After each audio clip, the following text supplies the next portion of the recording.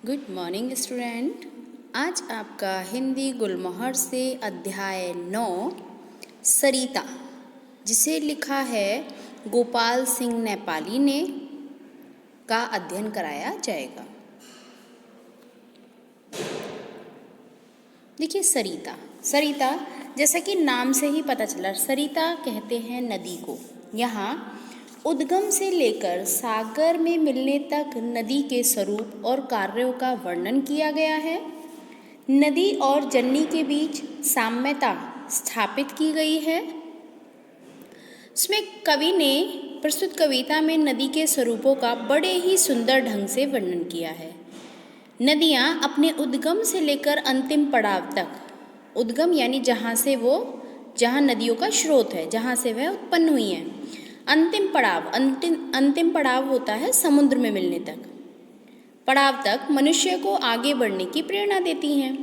नदियों के जीवन का मूल उद्देश्य प्राणी मात्र का पालन करना है और एक माँ के समान समस्त जीवों का बिना किसी भेदभाव के पालन पोषण करते हुए अपना कर्तव्य पूरा करना है। इस कविता को पढ़कर प्राकृतिक सुंदरता का आनंद तो मिलता ही है, साथ ही मानव के लिए संदेश है कि वह सदैव कर्मरत रहे। कर्मरत यानी कर्मशील, कार्य को करता रहे। देखिए, वाचन करते हैं कविता का। यह लघु सरिता का बहता जल, कितना शीतल कितना निर्मल। हिमगिरी के हिम से निकल निकल, यह विमल दूध सा हिम का जल। कर कर निनाद कल कल छल छल, बहता हुआ नीचे पल पल।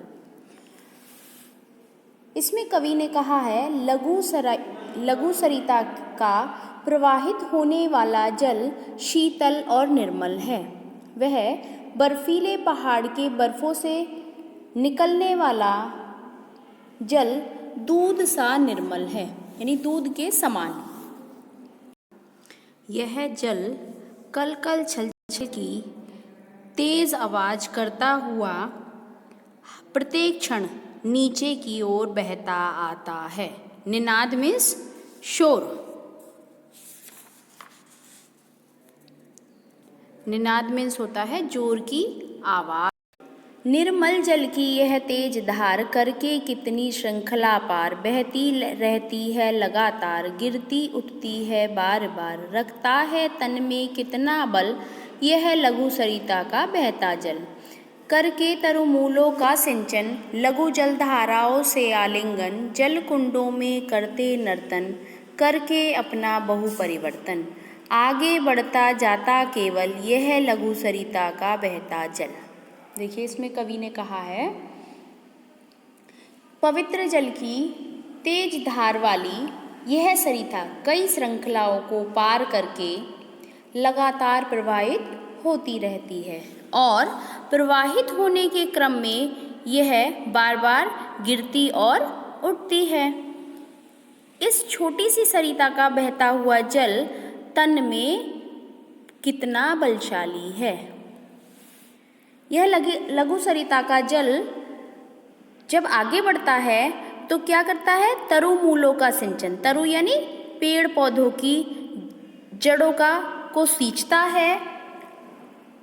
लघु धाराओं का आलिंगन करके तथा जल कुंडों में नर्तन करके, नर्तन यानी नृत्य करके सरिता अपना स्वरूप बदल लेती है और यह निरंतर आगे बढ़ती जाती है।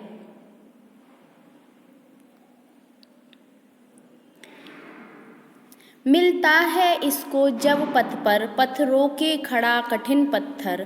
आकुल आतुर दुख से कातर, सिर पटक पटक कर रो रो कर। करता है कितना कोलाहल, यह लघु सरिता का बहता जल। हिम के पत्थर वे पिघल पिघल, बन गए धारा के वारी विमल। सुख पाता जिससे पथिक विकल, पीकर अंजलि भर मृदुल जल। नित चलकर भी कितना शीतल, यह लघु सरिता का बहता जल। कितना कोमल कितना वत्सल, जलनी का यह अंतस्थल। जिसका वह शीतल करुणा जल, बहता रहता युग युग अविरल। गंगा यमुना सरयू निर्मल यह लघु सरिता का बहता जल।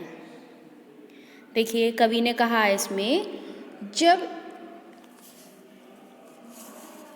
सरिता के जल के रास्ते में जब कठिन पत्थर रास्ता रोकते हैं, तब परेशान तथा दुखी होकर वह सिर पटक पटक कर रोने लगती है और शोर मचाने लगती है, लेकिन निरंतर आगे बढ़ती जाती है। हिम के पत्थर वे पिघल पिघल, हिम यानी बर्फ के, बर्फ जो होती है वो पिघल पिघल कर एक निर्मल जल की धारा बन जाती है, और जिस धारा को कोई भी पथिक यानी राहगीर जो बेचैन होता है, पिपासा से, प्यास से जो बेचैन होता है, वह इसे अंजलि में भरकर, यानी अंजलि बोलते हैं अपने दोनों हाथों को मिलाकर जो बनाते हैं हम, जिससे पानी पीते हैं। अगर हम बिना गिलास के पानी का प्रयोग करते हैं, पानी पीते हैं तो हाथ का प्रयोग करते हैं, तो उन्हीं दोनों हाथों को मिलाकर जो बनाया जाता है उसे हम अंजलि कहते हैं। यानी अंजलि में भरकर जब राहगीर इस जल को पीता है तो वह बहुत सुख पाता है। यह लघु सरिता का जल जो है नित चलकर भी बहुत शीतल रहता है, लगातार चलता रहता है फिर भी बहुत शीतल रहता है। आगे कहा है वत्सल, वत्सल यानी शिशु को प्रेम करने वाला, अंतस्थल यानी हृदय, अविरल मीन्स लगातार, यानी निरंतर चलने पर भी यह लघु सरिता का जल, बहता हुआ जल कितना कोमल है और शिशु को वत्सल भाव प्रदान करने वाला है। ऐसा प्रतीत होता है मानो वह जननी का हृदय हो, जननी यानी माँ, माता का हृदय हो, जिसका शीतल करुण जल युगों युगों से लगातार बहता रहता है।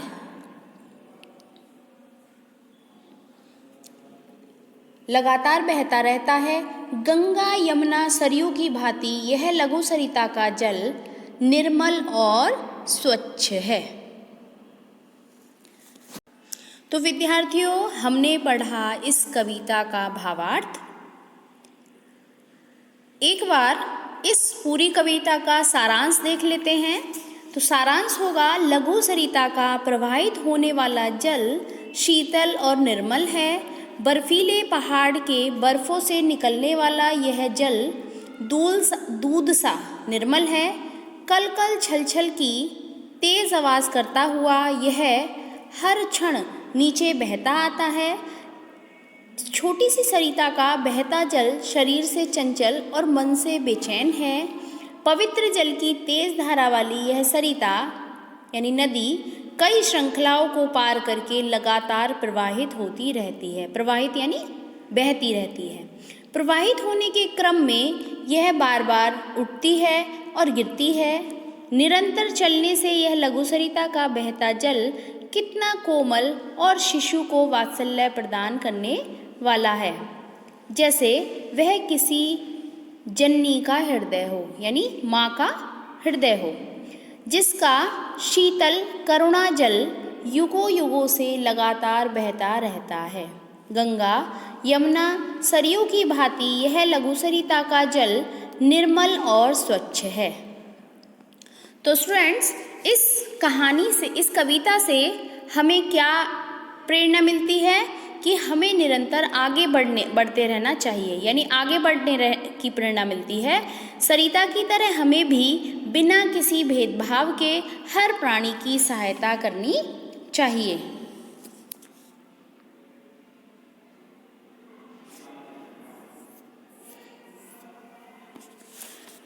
देखिए, यह कविता गोपाल सिंह नेपाली द्वारा रचित है। गोपाल सिंह नेपाली का जन्म 11 अगस्त 1911 को बिहार के बेतिया जिले में हुआ था। वे हिंदी और नेपाली भाषा के प्रसिद्ध कवि थे। उमंग, पंछी, रागिनी, पश्चिमी, नवीन और हिमालय ने पुकारा इनके प्रमुख काव्य और गीत संग्रह हैं। इनका देहावसान अप्रैल 1963 को हुआ था।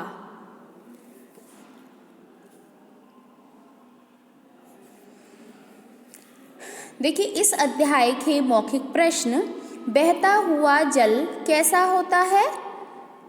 विमल दूध सा, विमल यानी निर्मल, दूध के समान निर्मल होता है।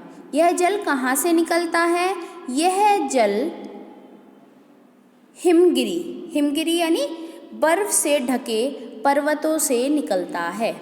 सरिता का जल कहाँ नर्तन करता है? तो सरिता का जल जल कुंडों में नर्तन करता है। सरिता का जल किसे सींचता है?